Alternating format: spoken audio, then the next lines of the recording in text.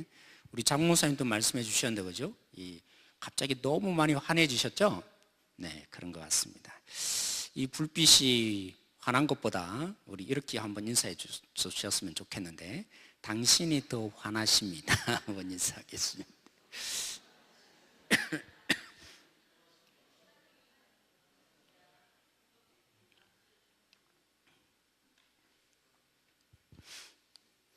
네, 오늘 우리 말씀을 통해서 우리 함께 묵상해야 될 본문이 오늘 12장 10절부터 이어지는데요.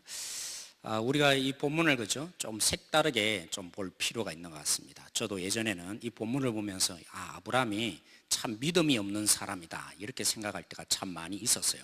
근데 다시 연구해보고 묵상하고 책을 읽어보면서 깨달은 바가 내가 이 말씀을 너무나 추상적으로 대하고 있었구나 라는 생각을 다시 한번 하게 되었습니다.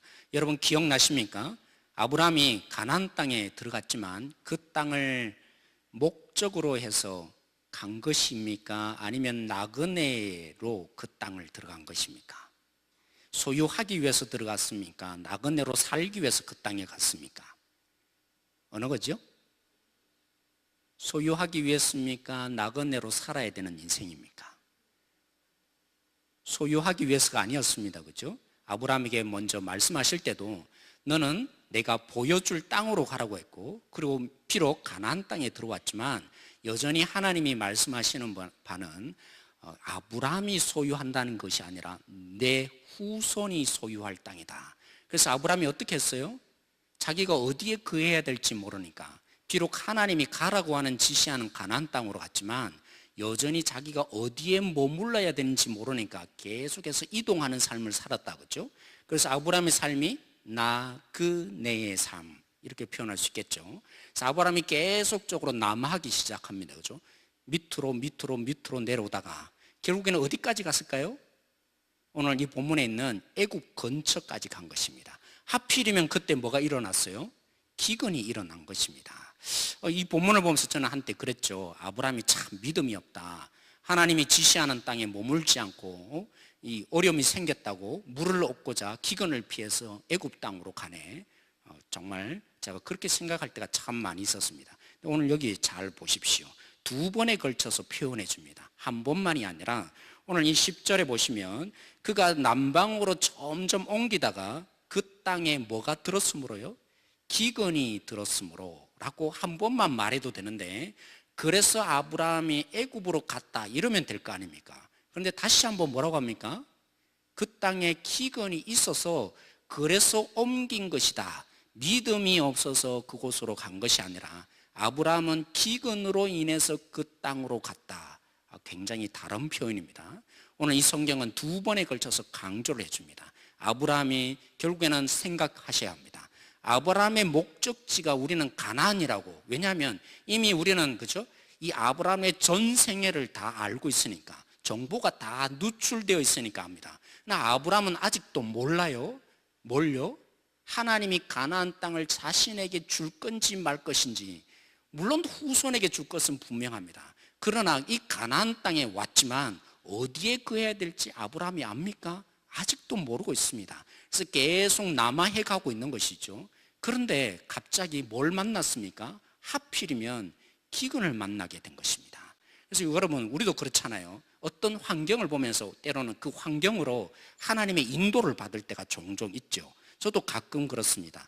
어떤 선택의 문제를 놓고 두 가지가 있을 때 어느 것을 선택해야 될지 잘 모를 때가 있습니다. 그러다 보면 어떤 때는 정말 제가 지혜로워서 잘 판단할 수도 있지만 어떤 때는 잘 모를 수도 있지 않겠습니까? 이것인지 저것인지. 그래서 제가 참 부끄러운 얘기지만 옛날에 고등학교 1학년 다음에 2학년 되면 그죠? 문과 이과를 선택하는데 너무 고민되니까 기도해봐도 안 되고, 그러니까 제 누님이 그랬다는 겁니다. 동전을 탁 던져서 앞면이 나오면 문과, 뒷면이 나오면 이과를 나도 한번 한 적 있다. 그래서 저도 뭐 있겠어요? 동전을 한번 탁 던져서 문과를 갈 건지 이과를 갈 건지 그 정도로 고민이 됐다는 것입니다. 그죠? 때로는 우리는 그렇습니다. 모르면 때로는 환경이 하나님이 우리 가운데 이끌어 줄 때가 있는 것입니다. 근데 아브라함이 그렇게 생각한 것이죠. 지금 바로 앞이 뭐가 보입니까? 이 기근을 피할 수 있는 물이 풍부한 나일강이 보입니다. 그 속에 가면 하나님이 복의 근원으로 삼은 자기를 살려줄 것처럼 보이는 것이죠. 그래서 아무래도 아브라함은 그렇게 생각한 것 같습니다. 지금 이렇게 계속해서 나는 모르고 나말을 했지만 결국에는 하나님의 섭리로 이 어디요?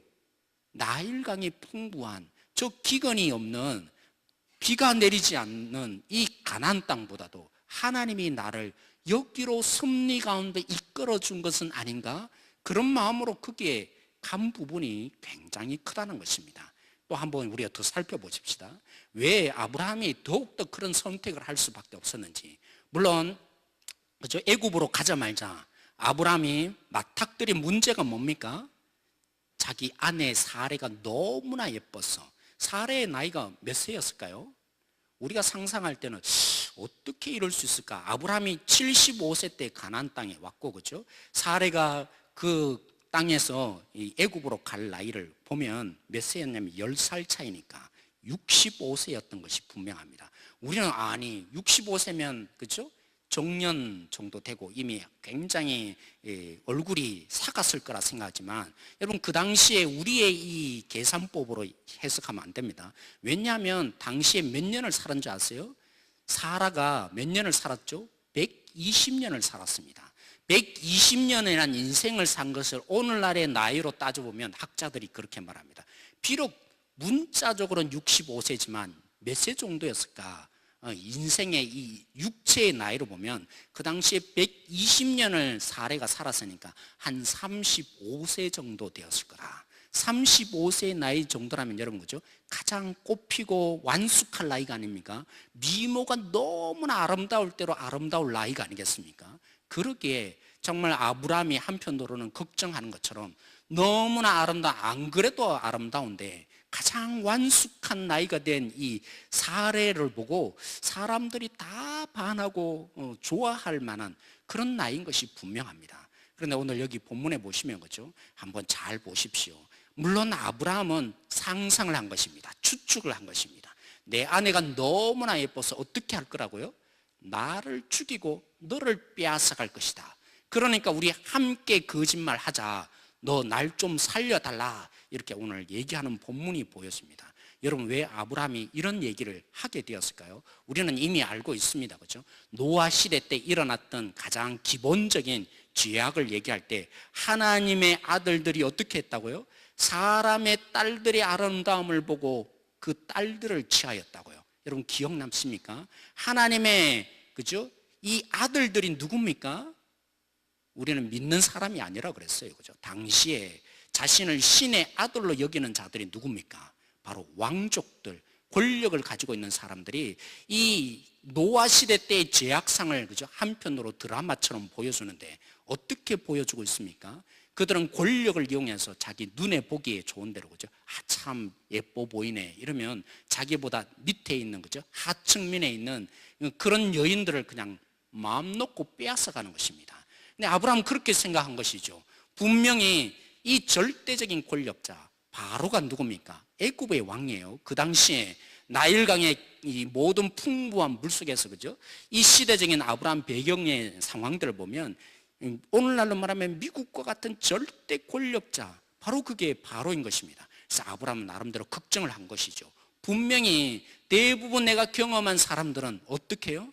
사람들을 자기의 권력으로 자기가 보기에 좋은 대로 다 빼앗아가는 시대, 그런 시대에 나도 놓여있는데 자기 아내가 빼앗길 것이 끔찍하니까 그래서 그 아내가 빼앗길까 봐 거짓말하고 나름대로 이렇게 하자고 종용을 한 것이 분명히 있습니다. 근데 여러분 본문을 잘 보십시오. 정말 아브라함이 생각한 대로 그렇게 되었습니까? 물론 거짓말한 요 부분만 우리가 눈에 너무 들어오니까 본문을 우리가 잘 보지 못하고 넘어가는 경우가 있습니다. 여러분 사례를 어떻게 데리고 왔죠? 빼앗아서 데리고 온 것입니까? 정말 너는 나에게 너무나 필요한 존재니까 아브라함을 그죠? 뭐 조언을 구하든지 그런 거 없이 그냥 물건 취급하듯이 그 사례를 그냥 무작정 데려온 것입니다. 그렇지 않습니다. 오늘 비록 거짓말했지만 이 아브라함의 사례를 그죠? 누이라고 알고 그를 데리고 왔지만 그냥 물건 취급하듯이 빼앗아 데려온 것이 아니라 모셔오듯이 데리고 있습니다. 왜 그렇습니까? 오늘 여기에서 중요한 키포인트가 하나 있는 것입니다. 여러분 이 아브라함은 자신을 이 바로가, 그죠? 별 볼 일 없는 사람으로 취급할 것이다, 그렇게 여겼는지 모르지만 오늘 이 본문을 잘 보면요, 아브라함에 대해서 이 바로가 대하는 태도가 심상치 않습니다. 처음부터 심상치 않았다는 것입니다. 여러분, 이 본문을 조금 더 이해하려면 우리 15장, 14장에 있죠. 아브라함이, 그죠? 조카 롯을 구출하기 위해서 이제 정예 부대를, 그죠? 선출을 합니다. 자기 종들 가운데 나름대로 굉장히 능력 있는, 그죠? 전투에 능한 자 몇 명을 뽑았다고요? 318명을 뽑았다고요. 물론 시간이 조금 더 많이 지났겠죠. 그러나 적어도 318명, 거기에도 많은 종들이 있었을 것입니다. 그냥 전쟁에 임할 수 있는 전투 부대의 종들만 있는 게 아니라 그냥 조그만 일을 하거나, 그죠? 그런 식구들이 분명히 있었을 것입니다. 그래서 학자들이 조사를 하고 추정을 해보기에는 그냥 아브라함이 흔히 생각하는 것처럼, 그죠? 저 몽골의 유목민들처럼 유목을 하다가 몇 마리의 양을 데리고, 그죠? 이 풀을 뜯어먹기 위해서 이렇게 한적하게 돌아다니는 그런 무리로 이 바로가 보여지지 않았다는 것입니다. 그리고 또 한편으로 생각하면, 그죠? 베두인들, 이 고대 근동의 베두인들이 있지 않습니까? 양 몇 마리를 데리고 다니면서 이리저리 움직이는, 그죠? 그런 베두인족과는 비교할 수 없는 존재가 아브라함이었습니다. 왜냐하면 318명이라는 군사를 데리고 있었잖아요. 그것도 그들이 정예 부대, 다시 말하면 1000명 이상이나 되는 자기의 가족들이 있었다는 것입니다. 종들이 있었다는 것입니다. 이 아브라함의 가족들 전체를 치면 1000명 이상이나 되는, 그죠? 쉽게 말하면 쉽게 그 바로가 보기에는 아브라함이 어떻게 보였을까요? 마치 아시아에서 한 추장이, 그죠? 대군대를 이끌고 자기를 방문해 오는 그 모습으로 보였던 것입니다. 그러기에 이 바로는 아브라함을 그냥 함부로 대하지 않는 것입니다. 마치 자기와 비슷해 보이는 하나의 너무나 위대해 보이는 종족의 한 무리가 자기에게 찾아온 것으로 보였다는 것이죠. 제가 무슨 얘기를 하고 싶은 것입니까? 아브라함이 지금, 그죠? 나름대로 하나님의 인도라고 느끼는 이유가 어디 있습니까? 지금 자신이 이 기근 속에서 너무나 가까워지는 피할 길이 있는 애굽이 보여지기 시작합니다. 왜요? 하나님이 어디로 가라고 했는지 알지 못하는 가운데 계속해서 남하해오고 있었기 때문인 것이죠. 그런 가운데 당장에 보여지는 것이 무엇입니까? 이 문제 앞에 보여지는 것이 무엇입니까? 바로 물이 풍부한 그 나일강에 있는 애굽이 보여집니다. 그리고 자신이 거느려야 될, 거죠? 이 족장으로서, 한편으로는 이 가정의 가장으로서 거느려야 될 식구들이 얼마나 됩니까? 한두 명이 아닌 것이죠. 수천 명이나 되는 그 가족들을 데리고 책임져야 될 책임을 자기가 감당하고 있는 것입니다. 그런데다가 하나님이 주신 메시지가 뭡니까? 너가 큰 민족이 될 것이라고. 그래서 이 하나님의 비전과 모든 것을 염두에 두고 볼 때 아브라함에게 해석되는 현실이 뭡니까? 그렇지, 하나님이 나는 모르는 사이에 이렇게 걸음걸음을 왔지만 바로 하나님이 나에게 피할 길로 저 애굽 땅을 주시려고, 애굽 땅에서 이 기근을 피하려고 나에게 이렇게 보내어 주신 것 아닌가? 당연히 아브라함은 보이지 않는 이 하나님의 완벽하지 않는, 그죠? 아직도 이해되지 않는 손길 가운데 하나님의 섭리를 그 애굽 땅이라고 나름대로 이해하고 받아들였으니까, 그래서 믿음의 문제가 아니라 아브라함은 지금 보이지 않는, 완벽하지 않는 이 하나님의 손길 가운데 나름대로 하나님의 섭리가 어디라고요? 애굽 땅이다 여겨서 그 땅에 가게 된 것입니다. 근데 문제는 어디 있습니까? 아브라함이 왜 그렇게 하나님의 인도와 섭리를 나름대로 생각한다고 하면서 이 아브라함이 왜 사례를 쉽게 버립니까? 여러분, 사례를 버린다는 게 무슨 의미인지를 여러분 아시잖아요. 오늘 이 본문에 우리가 잘못 이해하면 마치 아브라함은 자기 목숨만 중요시 여기는 것처럼 보여집니다. 이 아브라함이 자신을 살리고 싶어서 자기 사례를 그냥, 그죠? 아내를 그냥 희생시키는 정말 철면피와 같은 존재 아브라함은 혹시 아닌가? 혹시 이렇게 우리가 받아들이기 쉬운데 결코 그렇지 않습니다. 아브라함이 계속적으로 생각하는 바가 뭐라고요? 하나님이 자신을 큰 민족을 이루는데 사례는 지금 어떤 상황에 놓여 있습니까? 희망이 없습니다. 큰 민족을 이루는데 아무런 도움이 되지 않습니다. 왜요? 불임의 여자니까요. 기다리고 또 기다리지만 하나님이 약속하시는 너로 인해서 큰 민족을 이룰 것이다. 아브라함이 판단해 볼 때는 아무런 도움이 안 된다는 것입니다. 아무런 불가능이 그들 속에 놓여 있다는 것이죠. 사례는 이 하나님의 약속을 이루는데 절대적인 불가능한 존재. 그러면 누가 희망이 있습니까? 자기라도 살아야죠. 왜요? 자기는 큰 민족을 이룰 사람인 것이죠. 그리고 그런 한편으로, 그렇죠? 여러분 아시지 않습니까? 지난번 우리가 한편 본 것처럼 분명히 본토 친척 아비 집을 떠나서 했는데 왜 친척인 롯을 데리고 갔다고요? 고대 근동의 문화 속에 본인을 이해하고 보니까 이 후손이 없을 때 누가 이어진다고요? 가장 가까운 친척이 아브라함의 후손이 될 것이다. 아브라함은 이해하고 있었다고요. 그러니까 이지막 최후의 마지막 방편으로 이 위기 속에서 자기가 죽으면 안 되는 것이죠. 그리고 더욱더 자기가 누구를 양육해야 합니까? 이제 앞으로 큰 민족이 되는데 도움이 될 유일한 가족, 이 롯을 자기가 후견자로서 살려야 하니까 아브라함은 한편으로는 이 선택을 해야 하는 것이 가장 바람직한 것이다. 하나님 앞에서 결단하고 그렇게 나아간 부분들이 바로 아브라함이었던 것입니다. 사랑하는 성도 여러분, 오늘 이 본문을 통해서 제가 도전을 하고 싶어요. 한편으로는 아브라함이, 그렇죠? 이 본문을 보면 참 그렇습니다. 우리 오늘 고3 우리 학생들을 보면서 갑자기 그 생각이 떠올랐어요. 오늘 본문이 제가 원고에 준비하지 않은 부분인데 이것이 묵상이 되더라고요. 제가 새벽에도 한번 그 얘기를 드린 적이 있습니다. 사랑하는 성도 여러분, 이런 예화가 여러분 아실 겁니다. 그죠? 개미 한 마리가 소풍을 간다고 배낭을 메고, 그죠? 산을 올랐어요. 근데 그 산이 하필이면 어디냐면 자기는, 그죠? 산을 올랐다고 생각했는데 코끼리 등이었습니다.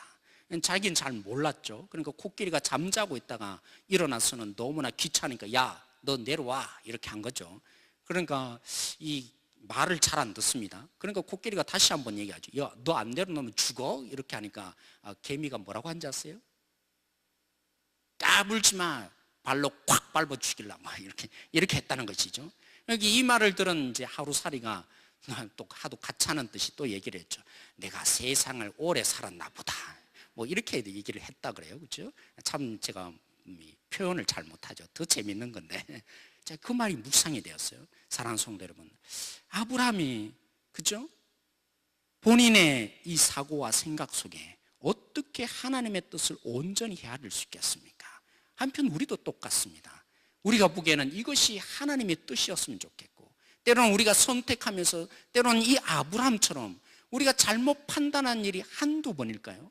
우리가 정말 이것이 하나님의 뜻이라고 열정을 가지고 그래, 이렇게 가면 하나님이 인도하시는구나 점검해보고 또 우리의 환경을 보면서 이렇게 가는 것이 진짜 하나님의 뜻이겠지 선택을 했는데, 나중에 보면 너무나 원대한 이 하나님의 뜻을 제대로 깨닫지 못해서 아니 하나님 확 밟아 죽일까 봐 이렇게 말하는 것처럼 우리도 하나님의 뜻을 오해할 때가 한두 번이 아닌 것입니다. 그러기에 우리가 하나님의 말씀을 부여잡고, 그러니까 또 겸손하게 우리는 주님 앞에 더 나와야 하지 않겠습니까? 우리가 알고 있는 지식, 우리가 깨닫고 있는 성경 말씀, 때로는 우리가 주님께 이것만이 또 확실하다고 이성적으로 확인했던 그 모든 것이라 할지라도 날마다 우리는 겸손해져서 하나님의 이 원대한 뜻을 우리가 어찌 다 알 수 있겠습니까? 아브라함이 애굽으로 내려가는 것이 하나님의 뜻이라고 이해했던 것처럼 우리는 종종 오해할 때가 한두 번이 아닌 것입니다. 그래서 우리 장로님들과 함께 내년에 우리가 함께 의견을 나누며 결단한 부분이 있습니다. 우리가, 그렇죠, 우리 장로님들이 얼마나 나름대로 신앙생활을 오래 하시고 또 교회에 대해서 많은 일들을 하시면서 또 합리적인 부분들이 뭔가를 얼마나 더 많이 아시겠습니까? 그렇지만 우리 함께 결정을 했습니다. 우리가 우리의 이성을 믿지 말자고. 때로는 우리의 이성을 믿어야 되겠지만, 우리의 경험을 믿어야겠지만, 날마다 우리가 당회를 하면서 많은 일들을 결정하고 때로는 대표해야겠지만, 그 결정에 있기 전에 하나님의 뜻은 과연 무엇입니까?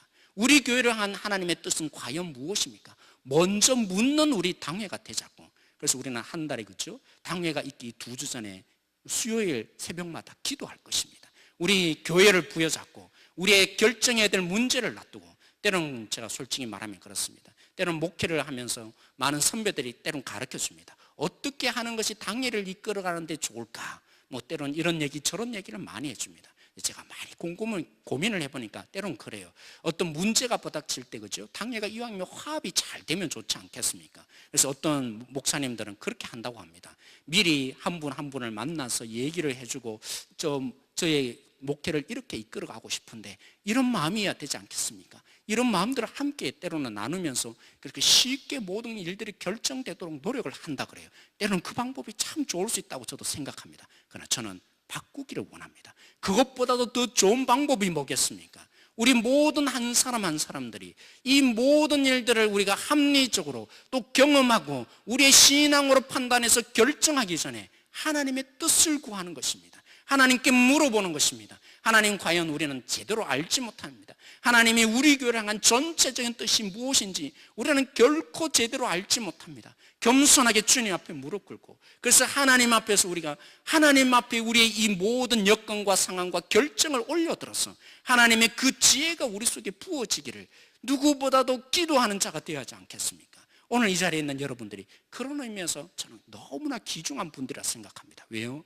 우리가 아무리 안다지만, 아무리 모든 것이 지혜롭다지만, 모든 그 어떤 것보다도 세상적으로 뛰어난 존재라 할지만 하나님의 그 완벽한 뜻을 우리가 어찌 한치 앞도 내다보는 우리가 결정하고 판단하고 판결을 내릴 수 있겠습니까? 우리는 어쩌면 하루살이보다도 더 못한 존재인 것입니다. 하나님 앞에서 하루살이보다도 더 못한 존재가 우리들이 아니겠습니까? 그러므로 우리가 오늘 시간에 함께 기도할 때 우리 교회를 향한 하나님의 뜻을 한 분 한 분 속에 마음에 품게 해주시고 겸손하게 낮아져서 우리의 문제를 놓고 우리의 결정들 앞에서 하나님, 내가 이렇게 보니까 이것이 참 바람직해 보이는데, 환경을 바라보고 또 지식적으로 판단해보고 사람들을 만나보면서 의견을 들어볼 때 이것이 너무나 바람직해 보이지만, 그렇지만 다시 한번 하나님께 묻습니다. 저는 부족하니까 하나님, 저에게 하나님의 뜻을 보여주시고 가르쳐달라고. 그래서 하나님이 우리 속에 감동을 주시는 그 뜻만이 진실한 하나님의 뜻입니다. 그러한 진정한 지혜로운 우리 모든 성도로서 오늘 이 시간 함께 부르짖는 시간들 되어지기를 원합니다. 저는 오늘 이 말씀을 보면서 다시 한 번 더 묵상하게 되었어요. 제가 다시 한번 묻게 된 것이죠. 아브라함에게는 희망이 있었어요. 비록 사례는 희망이 없을지 모르지만 자기가 희망이라고 바라본 것이죠. 사례는 아들을 낳아줄지 못할지는 모르지만 나는 그래도 살아있으면 아들을 낳을 수 있는 희망이 있다고 여전히 생각한 것이죠. 그리고 자기가 희망이 없으면 마지막 최후의 볼이 누구요? 조카 롯이야말로 하나님의 그 복의 근원이 될 줄로 아브라함은 여전히 거기에 희망을 걸고 있었던 것입니다. 저에게 물어보는 것이죠. 묵상을 해보는 것이죠. 때로는요, 제가 목회자로서 얼마나 힘들지 않겠습니까? 그래서 어떤 때는 우리 권사님들을 보시면서 목사님 얼굴이 왜 이렇게 어두우세요? 그럴 때가 있습니다. 요즘 제 얼굴이 어둡습니까? 어떻습니까? 밝습니까? 어둡습니까? 오늘 이 빛에 의해서 더 밝은가요? 아무튼 제가 묵상을 해봅니다. 하나님, 때로는 제가 힘들었을 때, 절망적일 때, 그럴 때 저는 어떤 태도를 보였습니까? 지금 나는 어떤 태도를 보이고 있습니까? 혹시 아브라함처럼 이것 아니면 저것이라는 또 대안이 보이기에, 이것 무너지면 또 다른 저 방법으로 하면 되지 않을까? 제 마음속에 이런 부분들이 있는 것이 발견된 것입니다. 그렇군요. 하나님, 저는 아브라함과 다를 바가 없군요. 여기에 희망이 없다고 생각하는 속에 또 다른 대안들이 보여지니까 그것이 있으면 우리 교회가 살 수 있고 내가 살 수 있다, 제가 착각에 빠져 있더라는 것입니다. 하나님, 그렇죠.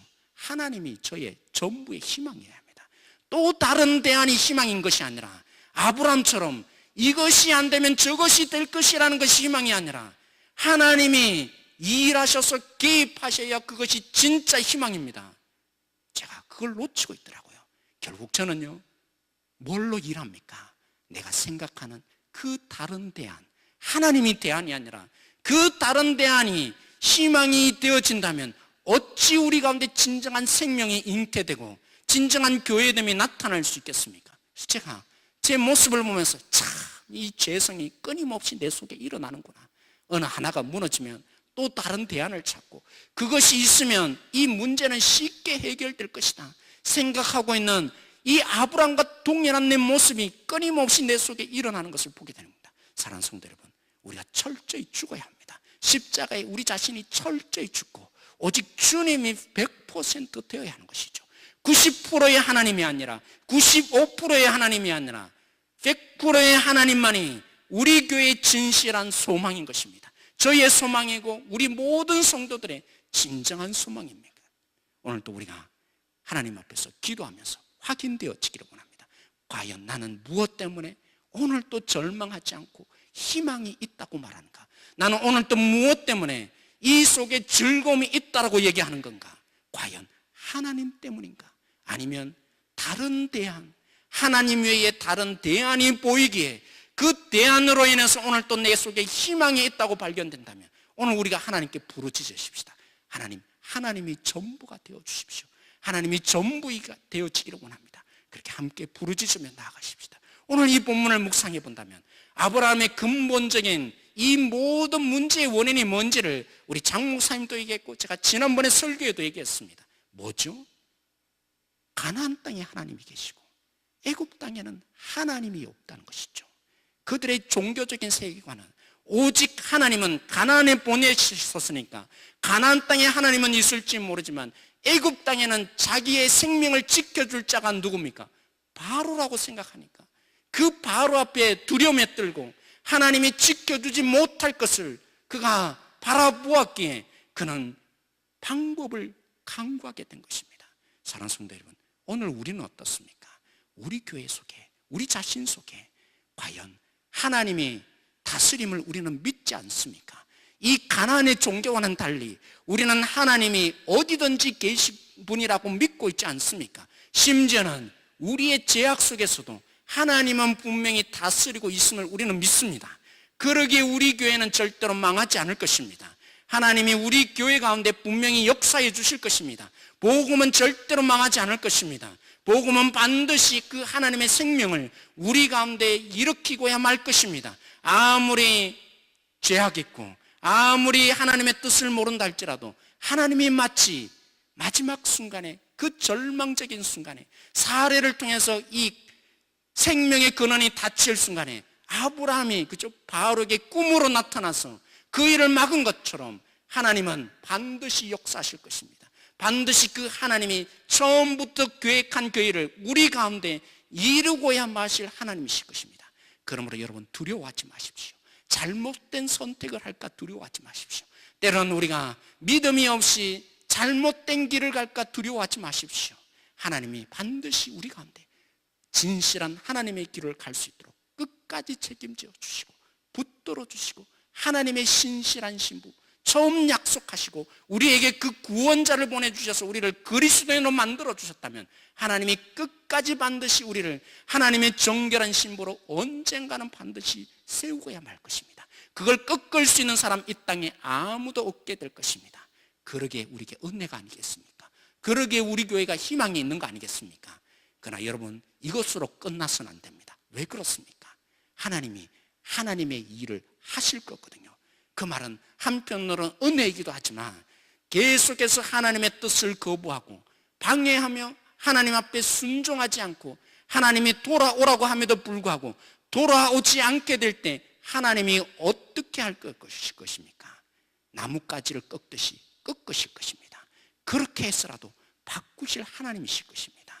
계속해서 하나님의 인내하심과 하나님의 그 은혜를 모르고 하나님의 길이 참으심 속에 하나님의 개입하심 속에 반대 방향으로 끝까지 간다면 아브라함에게 그 일을 이루기 위해서 사례를 통해서 생명을 잉태케 하기 위해서 그냥 꿈에 바로에게 나타난 것으로 그치지 않을 것이기 때문입니다. 하나님이 그 진정한 생명의 물길을 우리 가운데 흘려보내기 위해서 우리 가정 속에 여러분 속에 우리 한 사람 속에 흘려보내기 위해서 하나님은 놓치는 법이 없어서 끝까지 하나님께 순종하지 않는다면 그 모든 팔을 꺾었으라도 하나님의 진정한 백성을 만들 것이기에 우리는 두려워해야 하는 것입니다. 오늘 이 시간에 우리가 그런 의미에서 기도해 줘야 하는 것입니다. 하나님의 뜻을 끝까지 따르지 않고 하나님의 마음을 알지 않으려고 하고 하나님과 반역된 모습으로 나아가려고 할 때 우리는 그들을 향해서 하나님 불쌍히 여겨주십시오. 마치 예수님의 십자가에 달려서 하나님 저들이 하는 일을 알지 못합니다. 예수님이 고백했듯이, 그리고 스데반 집사가 돌에 맞아 죽으면서 하나님, 저들은 저들이 하는 일을 알지 못합니다, 그 예수님의 마음을 품어서 기도했던 것처럼 오늘 우리가 그 권리를 가지고 저들을 향해서 기도해 주어야 하는 것입니다. 하나님의 그 마음을 진정 모르는 한 사람 한 사람이 있을 때마다 우리가 그 마음을 품고 하나님, 이들에게 하나님의 은혜를 베풀어 줘서 꺾이는 자가 되지 않도록, 하나님께서 결국에는 꺾어버리는 자가 되지 않도록 하나님의 백성으로 만들 것이지만 하나님의 진노하심 속에 돌아오는 자가 되지 않도록 하나님이 일하여 달라고 우리는 오늘 이 시간에 그런 마음을 품면서 함께 기도하며 하나님의 긍휼이 우리 가운데 한 사람 한 사람 가운데, 우리 모든 성도 한 분 한 분 가운데 흘러가기를 기도하는 이 시간 되어져야 할 것입니다. 오늘 말씀 우리 함께 생각하면서 우리 함께 찬양하기를 원합니다. 신실하신 하나님이 우리 가운데 일하여 줄 것을 바라보고 우리가 함께 이 찬양하기를 원합니다.